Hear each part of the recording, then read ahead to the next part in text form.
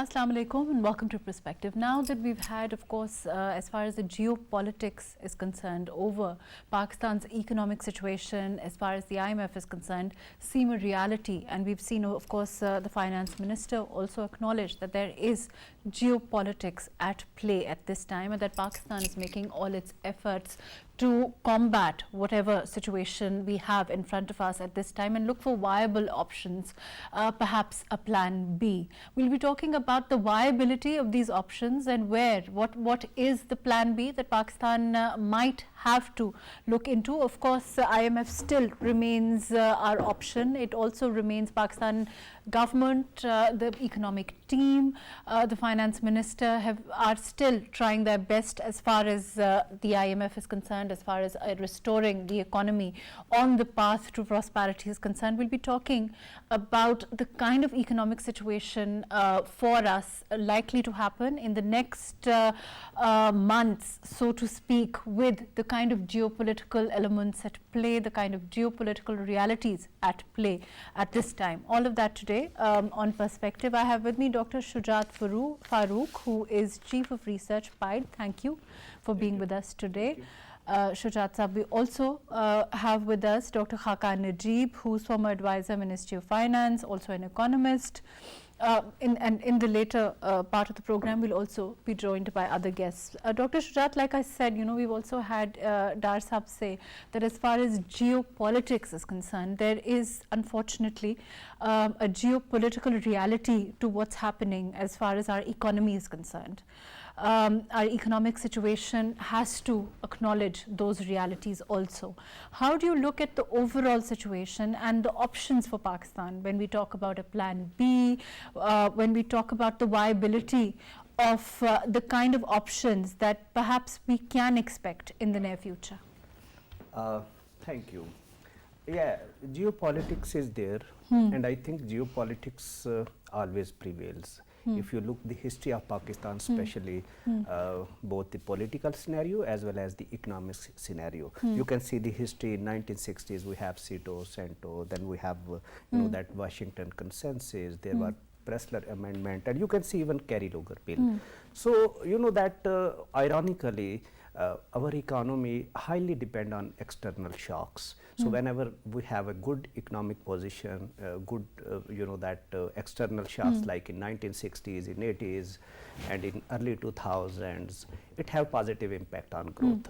So when these shocks disappear, so largely we may call it geopolitics, and that geopolitics always prevail because every country, every institution, it acts as per its that own agenda and own benefits. Even there is China, that they will think about their own benefits. But is it becoming more of a reality now in the light of course, we've also had, we have a categorical statement as far as our, economic team is concerned, as far as our foreign office also is concerned. We don't want to be part of any bloc at this time.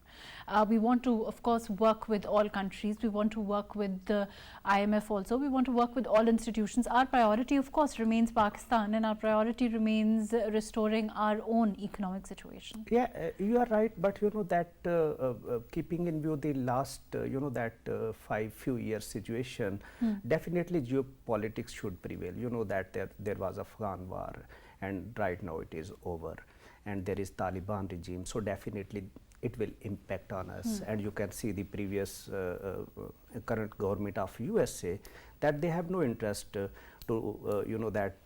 interact with Pakistan on political as well as economic matters, and you can see there is some stagnation. Same you can see that after that Ukraine and Russian war, that we have some definitely tilt on Russian side, and now we are importing the oil from Russia. So definitely that it will hurt because that our economic ties are more linked with west side, so definitely that geopolitics will react. Now that what options we have right now, that our options are quite limited because over the last 6-7 months we were looking toward another package from the IMF, and that is still awaited. So definitely if IMF would be there, it will have certain positive impact on the economy, but Dr. otherwise. Shujat, what about the issue of balance of payment? That seems to be a huge issue as far as Pakistan is concerned. Do you agree, as far as our negotiations with IMF also seem to be hinging on this? And do you think that once we resolve that issue, it's going to, the situation might change for us? Our issue of balance of payment is not, that is not a short-term issue. Okay. We are facing this issue over the last 5 decades. And we have two sort of issue. One is the external issue, you may call it balance of payment issue, where our export are stagnant and our import are rising. Okay. So you can see that the gap between export and import, that is rising. So definitely it will impact your current account deficit. Okay. The other issue is on internal side, where that you may call it fiscal issue. And fiscal issue, again, that it is basically your revenue and expenditures. So unfortunately, our expenditures are rising. So you may see that our budget deficit, that is rising. So we have both the balance of payment issue as well as that fiscal issue. But is it, in your opinion, a case of do more as far as the IMF is concerned? Because we certainly, it seems to be getting more. There's one thing after another, which the hoops that Pakistan is expected to jump through as far as for the restoration of the program. Mahrukh, again, see. It is our fault. I will not blame too much to IMF. Look at history. In 75 years, we went to IMF 23 times. But hasn't there been other countries with equally? They went, but that they made certain structural reforms, and through which that they went out of this ventilator. But unfortunately, now our issue is rising day by day. Okay.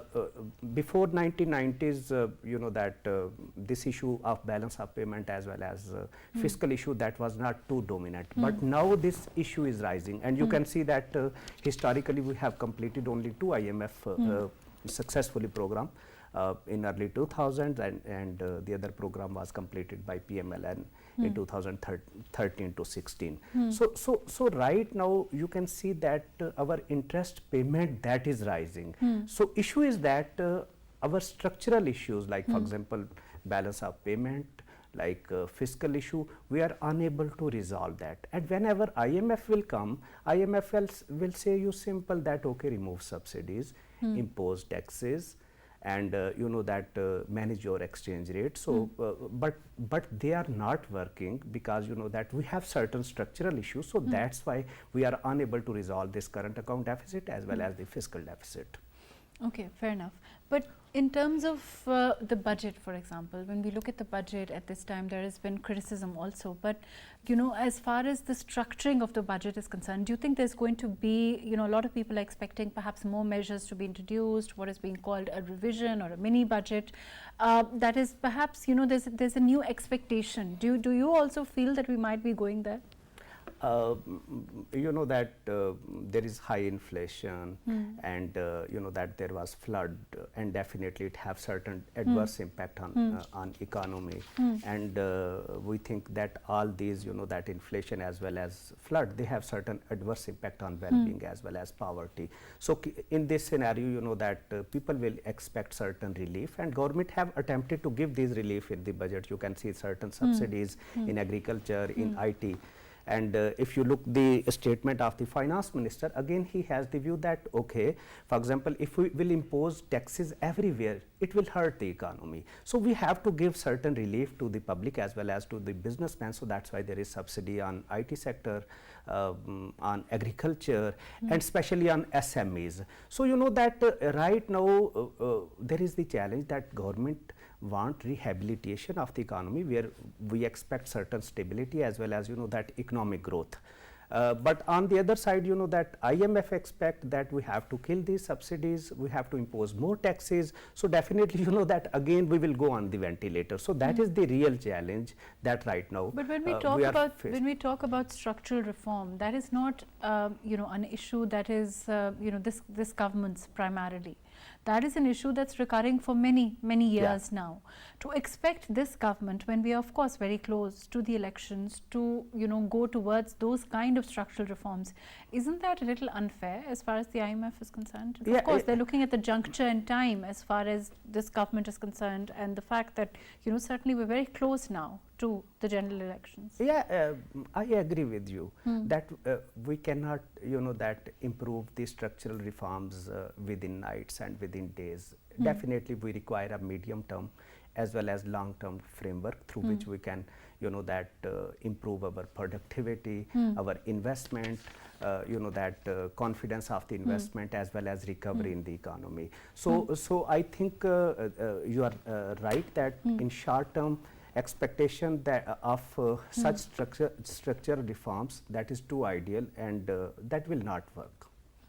But going towards structural reforms also at this juncture in time, I mean, it has to be a long-term plan for us. And as far as an economic charter is concerned, do you think now perhaps is the time for us to move towards what the Prime Minister has been saying for a while now, an economic charter which transcends over politics, transcends over political affiliations, and is long-term, so that we move towards again those kind of structural reforms, those kind of changes that will then invariably keep us afloat, and we won't, like you are saying, the ventilator mode will switch off?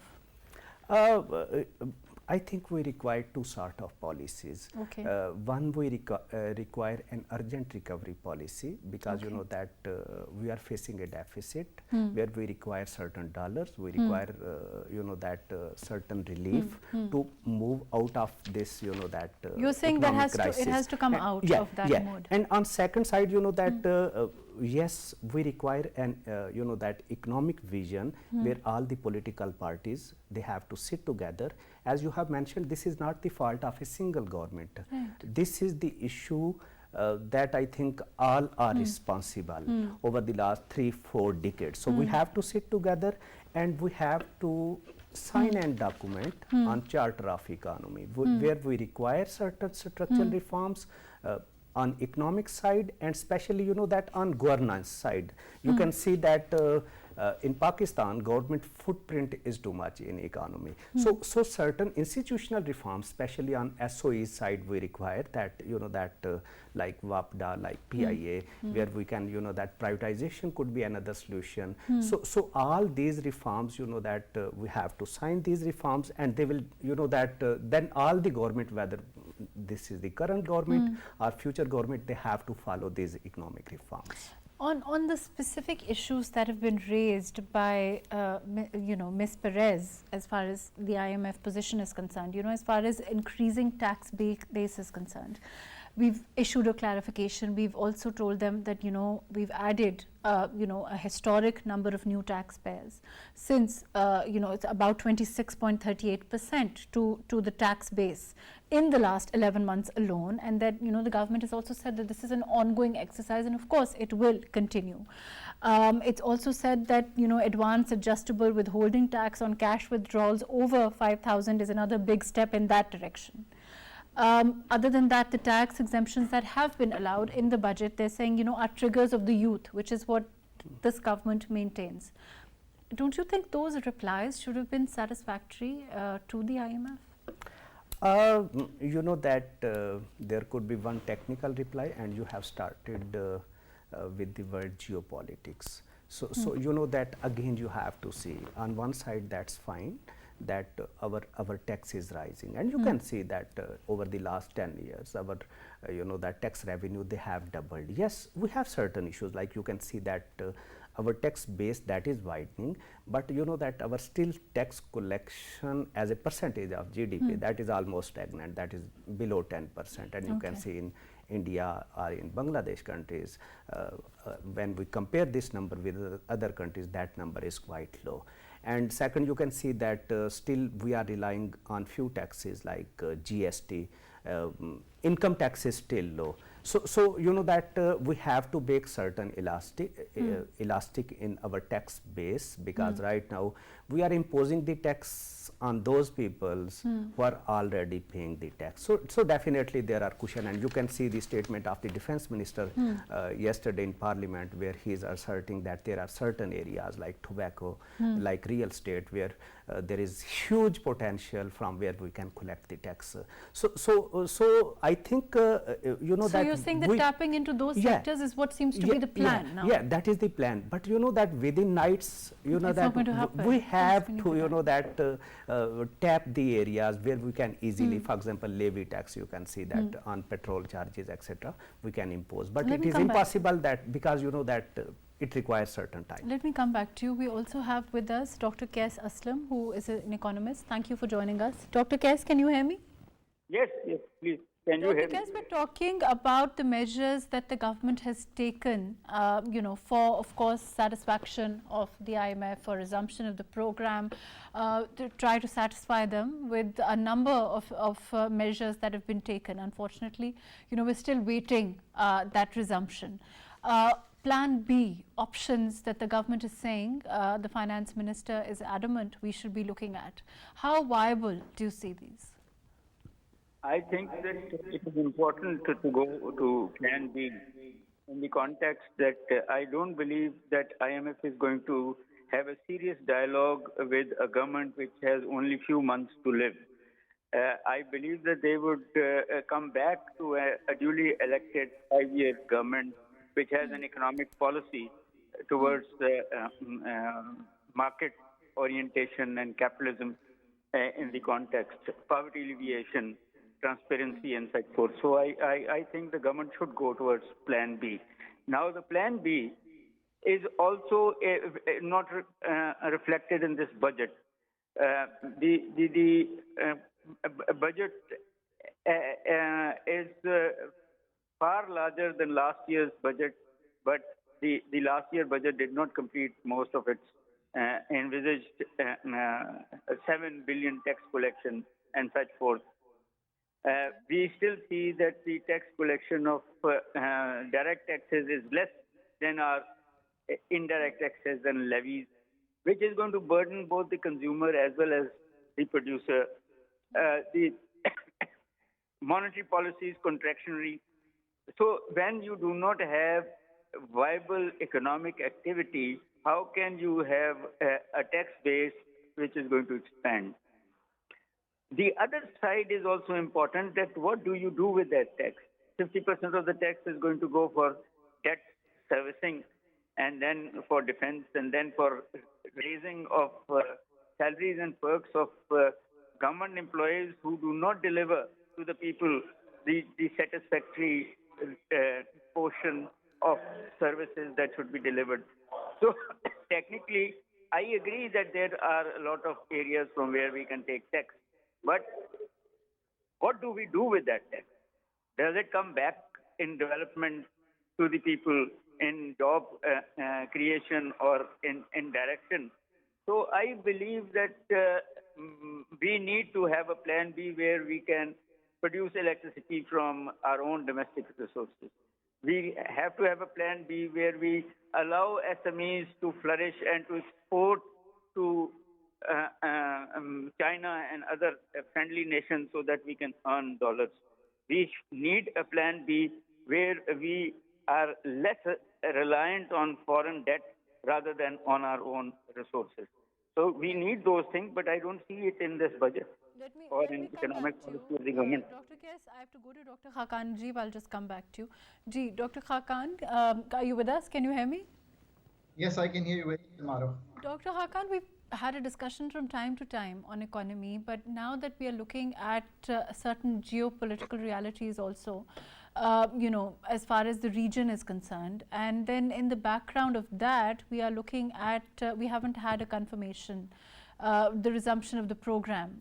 The efforts of the government are before us. We've seen, you know, the attempts that have been made to satisfy the IMF. Plan B, what I'm talking to Dr. Qais, Dr. Shujat about, how viable is Plan B? How possible, in your opinion, considering, of course, that you know, the government has its own you know, limitations as far as time is concerned? So, Mahrukh, one thing, whenever I've come on your program, I've been very clear on this. Pakistan has no other option but either to complete this program, which I still hope that the ninth review, I know there are hiccups and I know there have been terrible problems, and I know there has been a delay since November. But having been involved in this program, having been involved in the last program, which actually DARSA completed, Pakistan's only program, I'm very clear there is no other option but to get the ninth review done. That's my best policy choice, and the government is still, as we talk every day, they are working to move on the budget. I think the government should. I know it may be difficult. I know they may feel some of the things that they've done in the budget are right. But still, even if there is some insistence on tax exemptions, on the amnesty, on the 0.6% withdrawals, cash withdrawals, raising some of the taxes, raising the income support programs, these are doable things. Let me remind you, last budget, which this government presented, had to be redone by this government. The finance minister was different to get the 7th and the 8th program, which was then board approved on the 29th of August. So there is not a different process. Let's say this was not to happen. Then plan B is very clear. Actually, so there, what Dr. Cass was talking is actually plan C. Plan B is still the interim plan. What is the interim plan? The government is already talking about it. One can read between the lines. Let me tell you what that is. Go to China, get another $2 billion. Get reprofiling, refinancing of what we have to owe them currently, and we are trying to do them. I think 1.3 billion will flow back today. The other plan is, second part of plan B is keep the imports curtailed to the levels of around $4 billion so that your current account stays near zero so that you don't bleed. And maybe increase the return on the Russian digital accounts to pick up some money there, give some incentive which has been given in the budget on the remittances so that you can jack up the remittances so that you can pass the next couple of months. This is exactly your plan B. I don't think this is a medium-term plan. Medium-term plan is what Kaisa was talking about. I didn't hear the other gentleman, which is your plan C, that you come back and then you start repairing the budget, the pension reform, the targeted subsidy reform, the SME reform, the industrial anti-bias on the export going away, the agriculture sector, which government has put in the budget, and that's my favorite part of the budget. SME also the government has put, so let's do that. The ITES reform, these will become the future reforms, which is plan C. I think that will start in October sometime when a new government comes in. And you can mark my words and come back to me, interview me in October. Pakistan will be looking at yet another program. And I think this will be a bigger program with the IMF, because without that, there will not be much space to get a breather in the short run. So best review. Otherwise, move on to plan B, which you're already doing, and then do plan C when a new government comes in, along with the new IMF program, and do the structural reform, which Dr. Cass was rightly mentioning. Do you think that it's going to take that long? Do you think that, like you are saying, the plan B has to come in the middle, and that the IMF will eventually wait for the new government? Is that what you think? I think the plan B would have to come in because you're in an electoral cycle, Mahrukh. If you're in an electoral cycle, I've been with two caretaker setups, and we have very limited space due to constitution not allowing us to make any long-term or medium-term plans. So IMF may not sign with the caretakers. So IMF would probably wait till October to sign. But that does not mean that if need be, we cannot move to an interim kind of a bridge financing, even with a very small amount, or we can discuss the contours of a plan which can be finally signed by the new government, which has to run it for the next 3 or 4 years, whatever we come up with.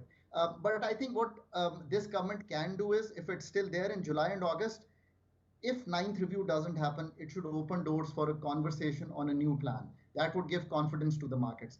Mahrukh, if you're standing under $4 billion of reserves, and friendly countries are also saying to you that please have the IMF and we'll give you the money, the situation is very, very difficult. That's why your premier called the MD in Washington, had a 1-hour conversation. Let's hope now that the technical team and the policy team in all the key ministries. Let me interject. You know, I asked this question from Dr. Shujat here also. Isn't, again, you mentioned the 1 hour long conversation the Prime Minister had. You know, that is going a little over what is, you know, perhaps the normal procedure, the efforts that the government is making to get back as far as the 9th review is concerned. In that scenario, don't you agree that there is something more at play as far as geopolitics is concerned at this time? Mahrukh, you know, there are 3 tiers to this. One is technical discussions, then there are the policy discussions, and then there is economic diplomacy, which you kind of allude to as what is going on in the geopolitics in the world. Of course, geopolitics has changed. One thing I think the West kind of feels is the biggest loan that we owe is to China. I think about 28, 30 billion dollars, putting commercial and the bilateral debt together. Don't quote me on that figure, but I think roundabout that's what the figure is. Now, the West feels that we may be taking money from the West and the IMF and then returning those monies to China. So I think that is the geopolitics. It is not Pakistan specific or anything, but it is that geopolitics of America and China which is coming at play. That is rightly true. But I think Pakistan is not getting over the hurdle of the technical discussions to get to that level where we can do the economic diplomacy and move forward. Okay, before I go to Dr. Shujat here, but when, you know, when we have conversations, you know, we talk about technical issues, we have conversations about increasing the tax base, and we say that we've increased it to what, about 26.38%. I don't know, you know, the figures, that's what the figures say. And then, you know, in the last 11 months alone, we tell them that this is an ongoing exercise, it will continue, it will increase. We tell them that the tax exemptions announced in the budget are targeted, you know, as triggers of growth. We try to satisfy them on those multifarious fronts. Is that not technical enough? Our tax effort for them is not enough given where we stand. Now, you can argue that 9,200 billion that we are going to collect is enough. But let's say, you know, they started with 10,000 billion. I mean, I think that was the number. Now, you may say, no, 10,000 is not the right thing to do. There is a slowing economy, new taxing is not possible. All these things, you may be in your right to say them. But what they're trying to say is then do something out of the ordinary. Go after the retail sector, go after the wholesale sector, go after the agriculture income tax, go after the capital gains on real estate. You know, but the government is only there for 1.5 months. Can it take the burden of such a large tax reform? I don't think so. So political cycle is also playing up in this. But having said that, let's sit with them in the Q block and not in the you know, exchanging. I have seen them issue IMF issue something. Then today the MOF has issued a note. MOF's note today is a bit more reconciliatory. If you read the last paragraph, they're saying we are willing to do on the budget as well to move forward with you. I like that spirit. That's the spirit that there should be. And even if there is a glimmer of hope to get the 9th review, let's hope to get it done. And technicalities on both sides, you know, you can see the glass half full or you can see it half empty. And so you have to come in and kind of meet somewhere in between. And that's, I think, what all the key ministries that are involved, whether it's energy, Q block, FPR, have to you know, put their burn the midnight oil and get it done. That would be the best course of action. Dr. Khaqan, on that note, let me come back to you. Gee, Dr. Shujat, you've been listening to what Dr. Khaqan is saying. He says it doesn't matter, you know, how much we do. We should do more to try to get back as far as the IMF is concerned, you know, the 9th review is concerned. The technicalities, like I discussed with you, is something that's been ongoing. As far as the budget is concerned, do you think we will have to make perhaps more changes? Do you envisage that now? You know that still we consider that as Dr. Kass has mentioned, that in this budget, you know, that still we are relying too much on external resources, okay, because you know that we have certain external financing that will meet you know, that this 14.3 trillion budget. And you can see that there is 7,000 interest payment in the budget, so 50% of the budget that will go to interest payment. So definitely this is budget deficit. we think still, on expenditure side, this budget is over. Okay. So government might have to review this budget, and I think this is the technical concern of the IMF, as well as that, for example, if you see the Economist as well as the technical persons, they are also raising certain questions that this budget might be too ambitious on development side, as well as to meet the external that finances. So ultimately government has to bring certain mini budget after few months. The broadening of tax base that Perez talks about is how what measures do you envisage towards that step, because that seems to be a recurring concern as far as the IMF is concerned. That is a that broadening of tax base. It requires certain that tax reforms policies. We made certain that tax reforms policies, but that has not brought certain desired result what we were expecting, like for example that raising tax to GDP ratio, as well as that raising the income tax. We find certain soft that corner from where we gathered the tax. One is the GST. You can see that in many countries the GST is 10%, but that in our country we have 16%, then 17%, and even on some items that we have 25%. Yes. So, you can see another that on non-tax side you can see the levy tax on petroleum products, and again we are expecting that there will be rise on that this tax. So broadening tax, I think there are certain areas, like for example you can see the agriculture, another area is the real estate, then we have the that withholding tax, and I think another issue is that now provinces have to take the responsibility, because right now that after 18th amendment still provinces are relying more on federal government, that federal government will collect the taxes, and that. So let me go to Kaisab on that. Dr. Kais, what Dr. Shujat here is saying, he's saying that we as far as reformist, these seem to me to be rather reformist measures, or truly revolutionary. When we talk about, for a while there's been talk about taxing the agriculture sector, the provinces taking more responsibility, which is what Dr. Shujat is saying. Do you see those measures perhaps being introduced at this time? Of course, after the 19th Amendment, we should have had the provinces picking up the onus, which is what Dr. Shujat is essentially saying. That link, do you think, is missing? One of the links is, yes, that we have to tax areas which are not being taxed. There is a large amount of money in the service sectors and such forth.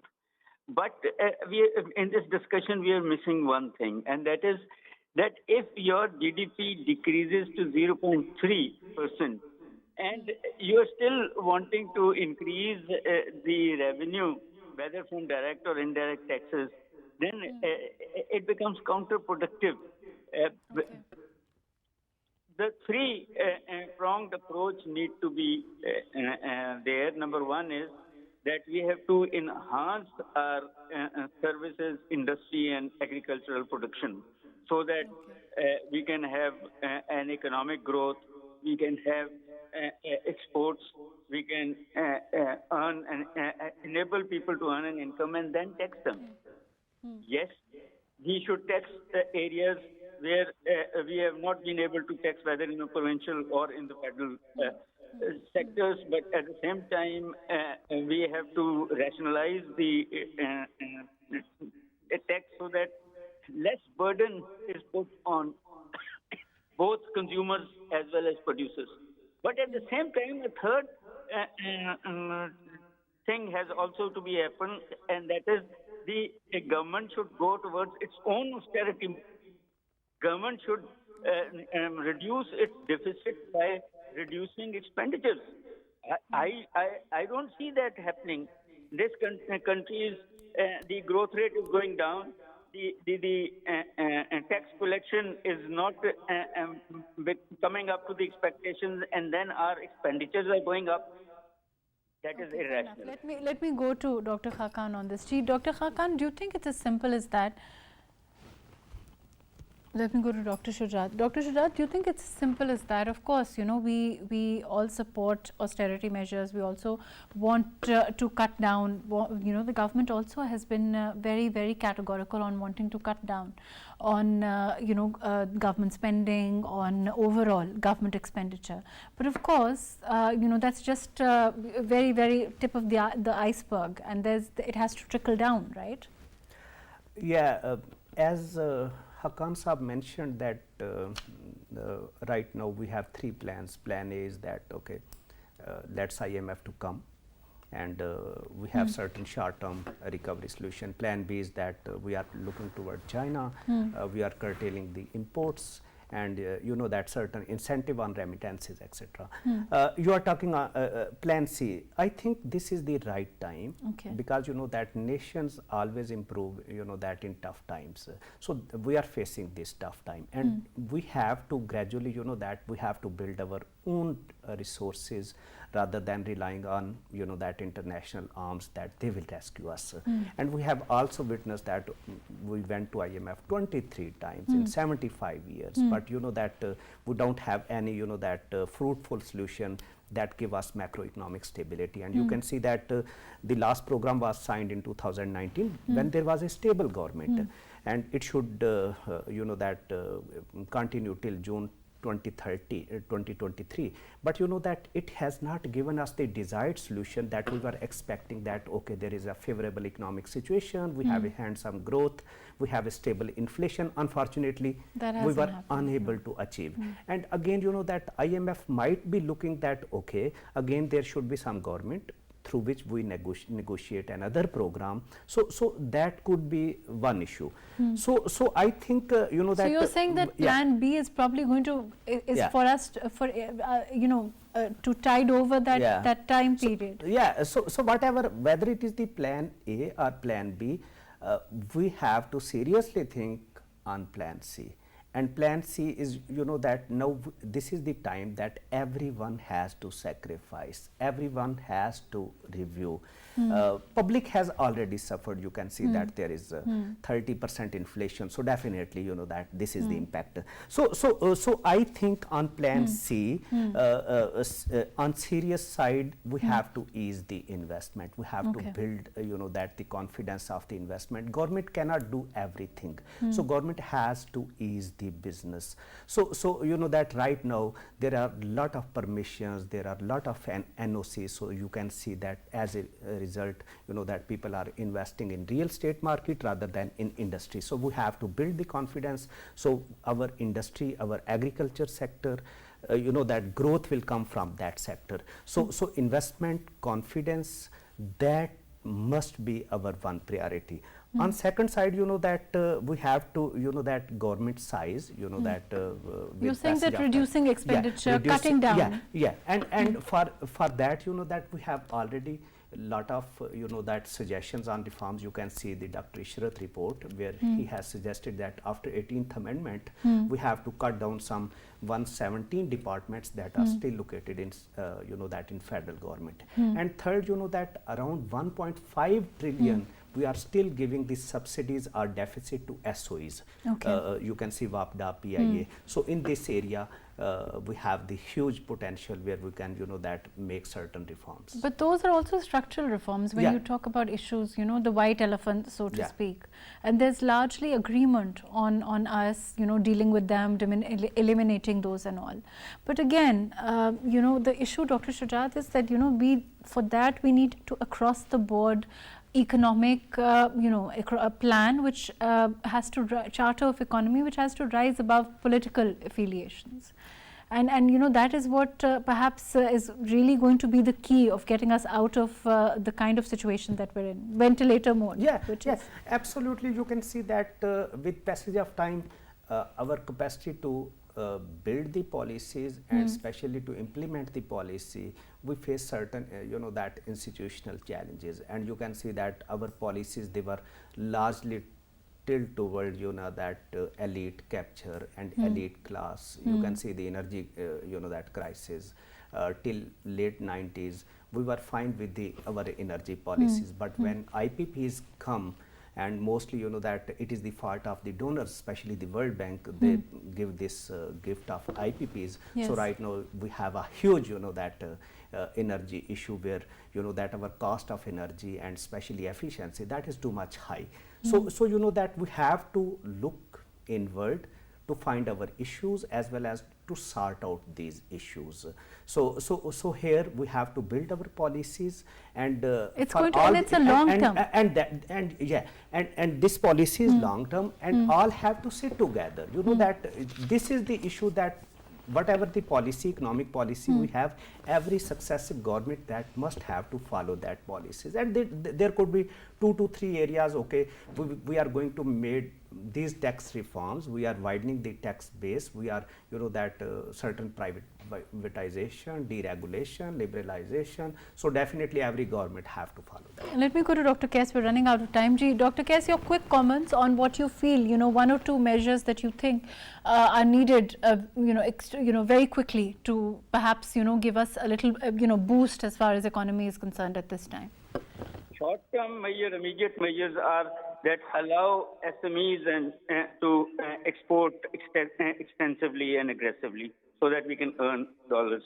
At the same time, allow your farmers to produce most of the cooking oil and such products which we were importing. That is that will solve your financial crunch. In the long run, we need to have our land productive. We need to have our children trained in international productive behaviors, and we need our energy sector to be very efficient. We need our water sector to be very efficient, and a service sector to become exportable. These are long-term, but we have to start today. Both, whether we are going to earn from the Chinese market or from the dollar market, we need to start today by supporting our exportable SMEs. Unfortunately, that's all the time that we have. Thank you so much for being with us. Dr. Shujat Farooq, thank you for joining us. Dr. Kaise Aslam, thank you for being with us today. Dr. Khaqan Najeeb, thank you for joining us. Of course, at this time, the government remains committed, trying to ensure, of course, satisfy as far as the IMF is concerned. At the same time, the finance minister also said there are certain geopolitical realities at play at this time that Pakistan has to concede as realities when we look at the resumption of the IMF program. That said, of course, increasing tax base, the government is committed to ensuring that. We've also made inroads into that. We've also tried to assure the IMF of a sizable increase as far as increasing the tax net is concerned, as far as possibilities of the provinces perhaps picking up more responsibility is something we discussed today. Along with that, of course, structural reforms remain on the agenda, which have also been something that Pakistan has committed since successive government, the last government particularly committed to ensuring the kind of structural reforms that never happened. At this time, of course, we have a government grappling to ensure that we get to a survival mode where we have the kind of economic situation that we would like to see on the path of prosperity. Thank you so much for joining us today on Prospect.